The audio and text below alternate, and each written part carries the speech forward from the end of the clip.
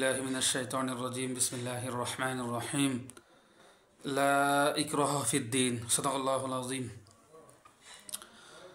ছাত্র জীবনে প্রথম যখন আল্লাহ রাস্তায় যায় 40 দিনের জন্য তখন খুব শুনতাম একটা কথা যে দাওয়াতের কামের কিছু নীতির মধ্যে এটাও যে এতাতে আমির এহতারামে মসজিদ আর নিজেকে পাপোশ মনে করা আর রাজনীতি না করা অর্থাৎ গণতান্ত্রিক যে রাজনীতি এই রাজনীতি না করা।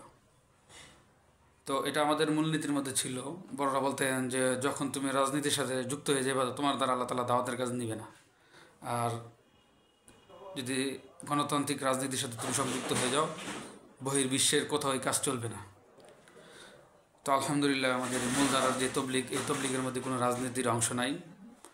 গণতান্ত্রিক রাজনীতি থেকে আমরা দূরে আছি, আমাদের নীতির মধ্যে এটা নাই।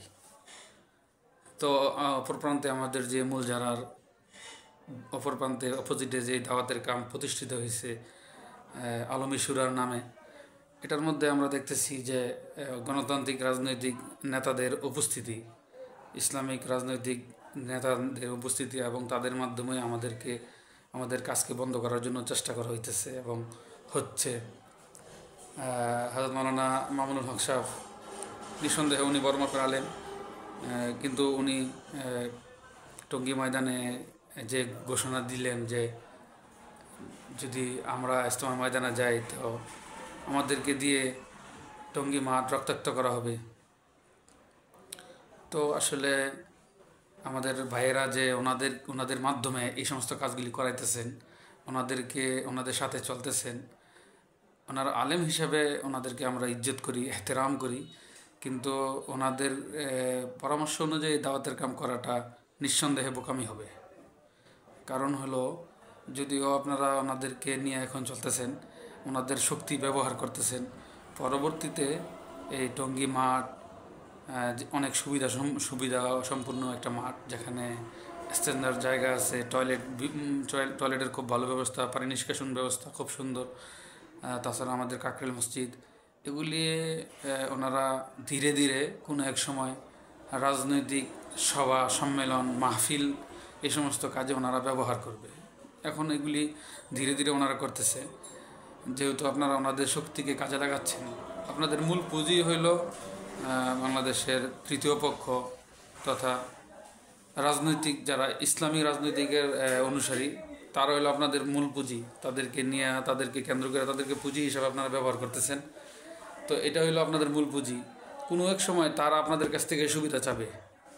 আমাদের এই বড়দের কুরবানির ফল কাকরাইল মসজিদ, টঙ্গী ময়দান, এই ময়দানে ওনারা মাহফিল এবং রাজনৈতিক সভা সম্মেলনের জন্য আমাদের এই টঙ্গী ময়দানে নজর দিছে। নাইলে ওনারা যদি আল্লাহর জন্য এই দাওয়াতের কাজে সংযুক্ত হইতেন তাহলে উভয় পক্ষকে একসাথে করতেন, মিলাইতেন অথবা সমঝোতা করতেন। আর কেন ওনারা মিলাচ্ছে না, সমঝোতা করতেছে না? সমঝোতা না করার কারণ হইল যে আমরা যে মূলধারার তাবলীগ করতেছি, আমাদের আমিরের অধীনে করতেছি, আমরা কখনো রাজনীতি করব না, এটা আমাদের মূলনীতির মধ্যেই নাই। গণতান্ত্রিক রাজনীতি করা আমাদের মূলনীতির মধ্যেই নাই। তো আমরা যদি উভয় পক্ষ সমঝোতায় আইসা যাই, তাহলে যারা স্বার্থ নিয়ে আজকে দাওয়াতের কামে সংযুক্ত হয়েছে, রাজনৈতিক স্বার্থ নিয়ে, তারা তো এটার ফায়দা হাসিল করতে পারলো না। আমরা যদি দুই দল একসাথে মিলে যাই তাহলে ওনাদের যে চাহাত ছিল এটা হইল না। এই জন্য তারা সমঝোতা যাচ্ছে না। তারা দিন দিন তবলিগের যেই ফাটল, এটাকে ফাটল বাড়ানোর চেষ্টা করতেছে। তবলিগের যে আগুন লাগছে এটার মধ্যে ওনারা পানি ঢালার পরিবর্তে পেট্রোল ঢালতেছে। আর আমাদের যে গত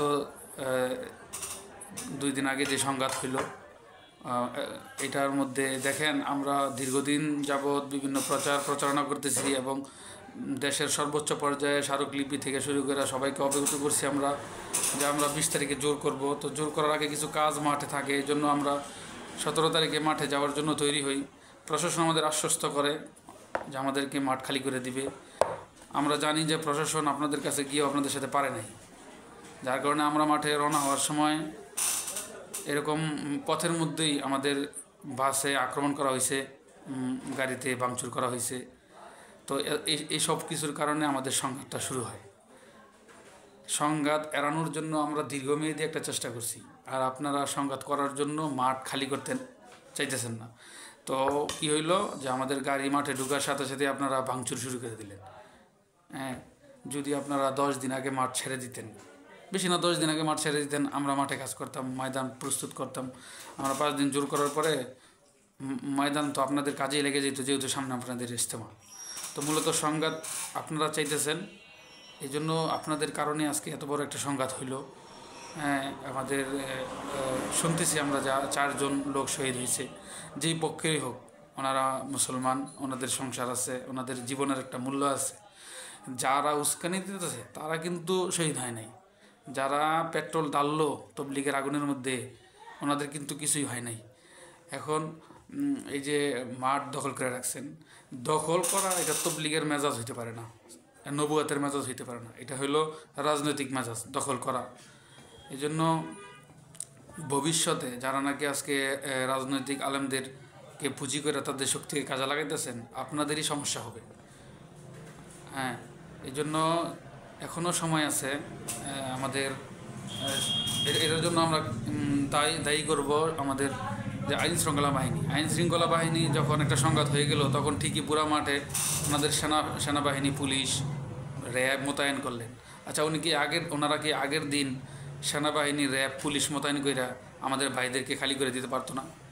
যদি ওনাদেরকে খালি করে দিত তাইলে কোনো সংঘাত হইতো না। ওনারা জানে যে 2টা দল একত্রিত হইলে একটা সংঘাত হবে, জানার পরেও এটা থেকে ওনারা অগ্রাহ্য করছে। যদি অগ্রাহ্য না করতো তাহলে এখন যে পরিমাণের সেনা মোতায়েন করছে, যে পরিমাণের পুলিশ, আর্মি, এরকমভাবে র্যাব মোতায়েন করছে, এটা যদি প্রথমে করতো তাহলে নিঃসন্দেহে আমাদের ভাইদেরকে খালি করে দিলে আমরা যাইতাম, জোর করতাম। এখনও ওনারা উস্কানিমূলক বক্তব্য দিতে আছেন যে আমাদেরকে কাকরাইল মসজিদে জায়গা দিবে না, টঙ্গী ইজতেমায় জায়গা দিবে না, টঙ্গী ইজতেমা আমরা করতে পারবো না।